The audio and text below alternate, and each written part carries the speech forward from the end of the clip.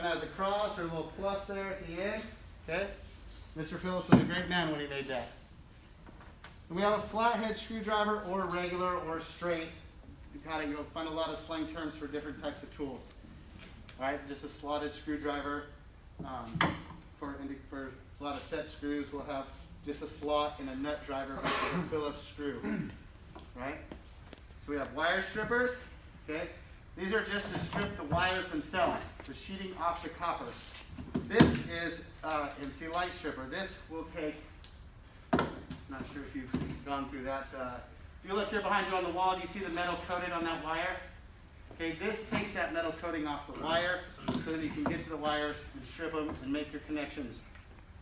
Okay? So we have here some end cutters, right? Come in handy when you got to get close, cutting wires and such. Needle nose pliers. We also have a cutter down here, gripped on the end in case you got to get in somewhere real tight, and you might have less. Alignments here.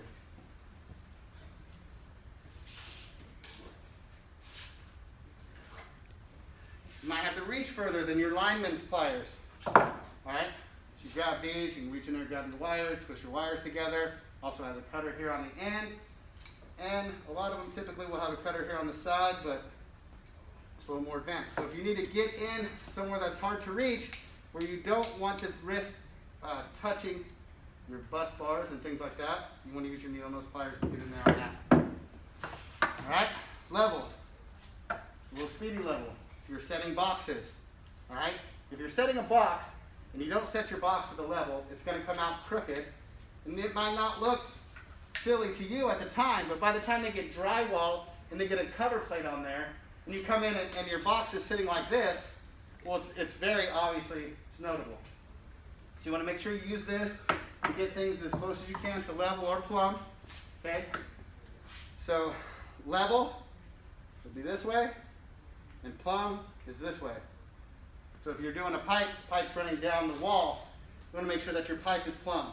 Okay? You don't want a pipe that's going from here, it's going crooked. You want things to look as clean as possible whenever we're installing stuff. Okay? So we have just a thinner regular screwdriver or slotted screwdriver.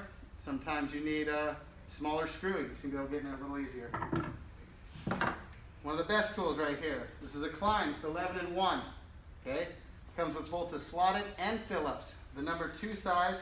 When you flip it around, there's also supposed to be a smaller size inside here. Phillips and flathead again. And also, these become a nut driver. So on some fittings, they'll have a square hex nut, and these are different size nut driver. I believe this is a 1/4, and I believe this is 3/8. These are my best friend. Love these. On the other side, you have square drive. I believe that's an S2, and that's probably an S1. So occasionally you'll have those. This side we have. Those are funny looking. Mine has a Torx. It's a new one. What's that one? Yeah, it's a Torx. Yeah, safety tip. Okay. This is your bag. We also have a tape measure. We come in handy with this. We'll have to learn how to use our tape measure properly. Okay. You'll see that there's marks that are indicated on here. Some of those are for different trades. If you see the red are marked every 16 inches. When you come to a residential house, your studs are 16 inches from center apart.